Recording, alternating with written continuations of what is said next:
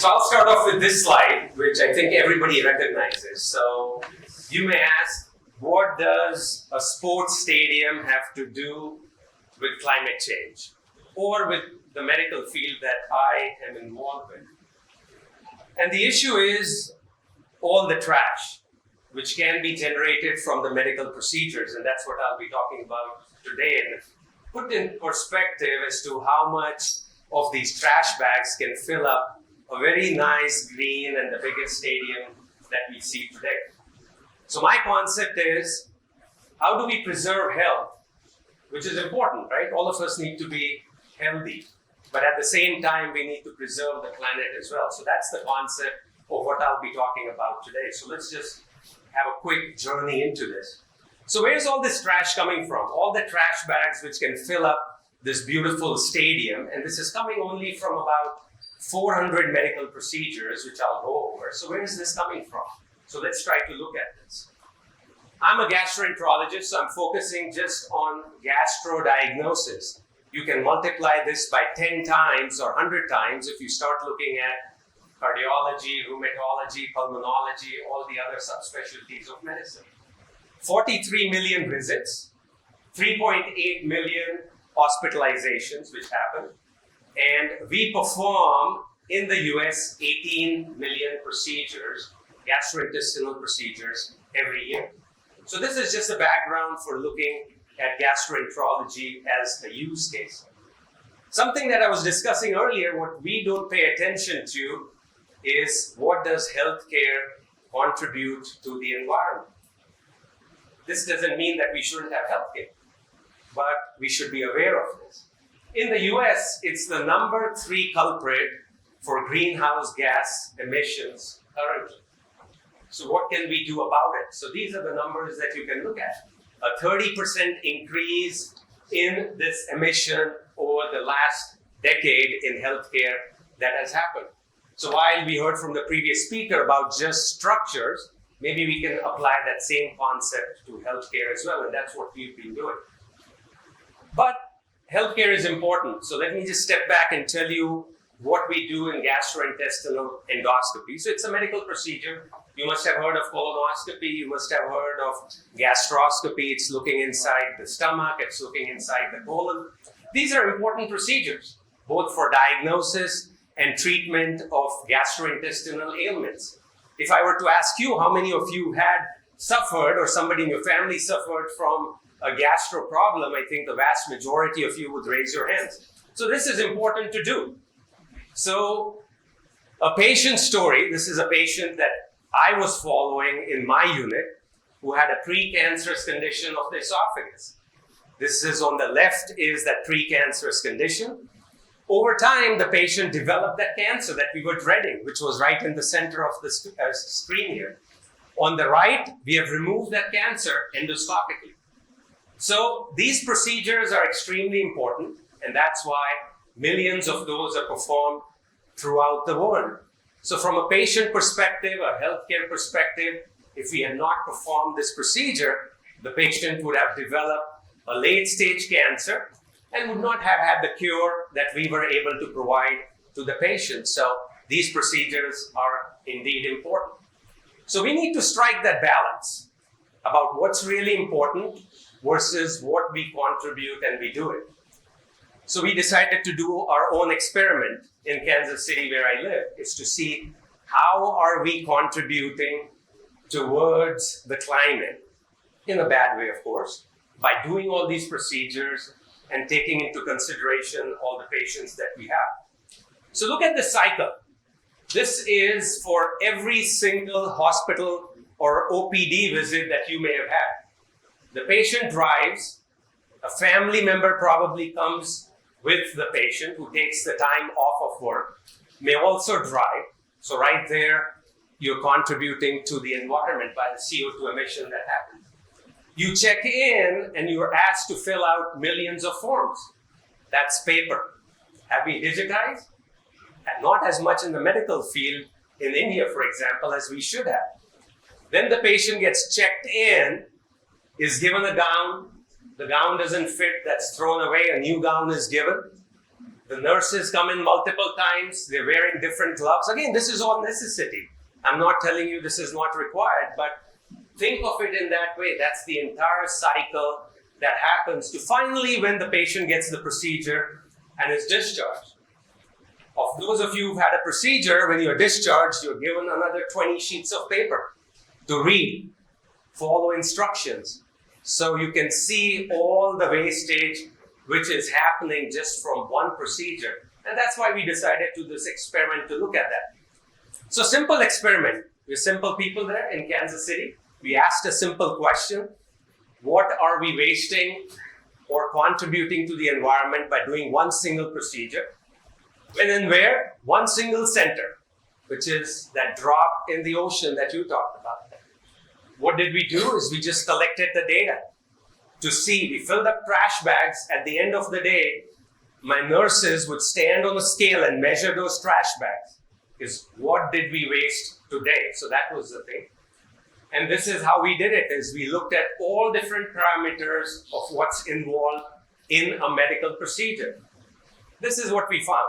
This is just for 450 procedures. Think about 18 million, okay? 1,400 kilos of waste.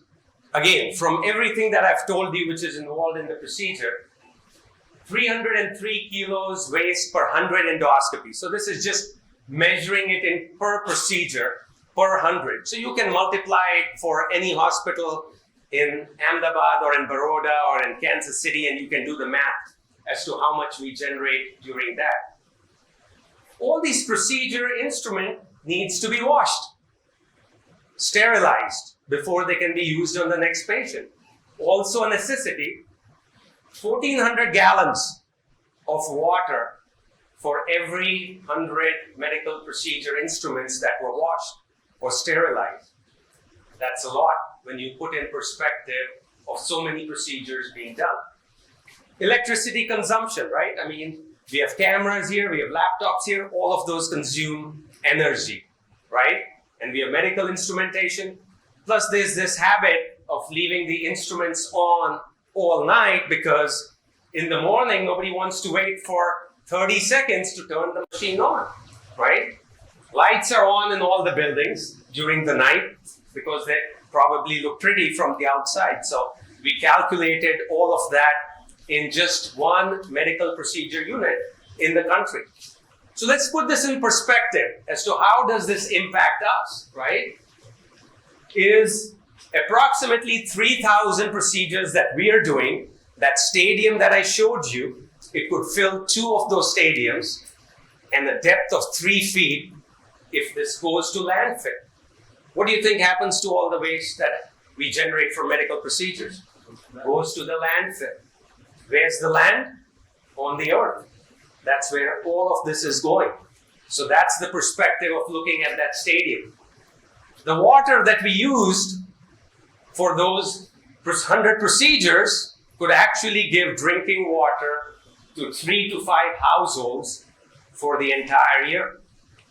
We think that, well, I mean, I'm in the US, maybe it doesn't impact. Even in states like California, there's a drought. There's shortage of water.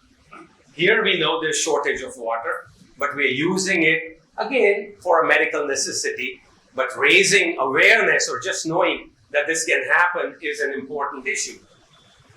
For every 100 procedures that we do, you could drive a car from Ahmedabad to Kochi. That's how much energy was spent on those 100 medical procedures that we have done just in one of those units to do it. How about the CO2 footprint, right? For every 100 procedures, we are cutting down about 1.8 acres of forest, the trees, which would sequester that CO2. So all those medical procedures, all those hospital visits that all of us have, that's how it contributes to the environment to do that. And then, of course, if you multiply this by the 18 million procedures, that's 54 million kilograms of trash going into landfill. We're going to run out of space, or we'll have to dig deeper in our stadiums, which we also need, right, to fill all this trash that we are doing. So coming back to that balance, what can we do? So it's great, I've raised that issue. We need healthcare, we need the environment, but we have challenges as we do it, like any other field.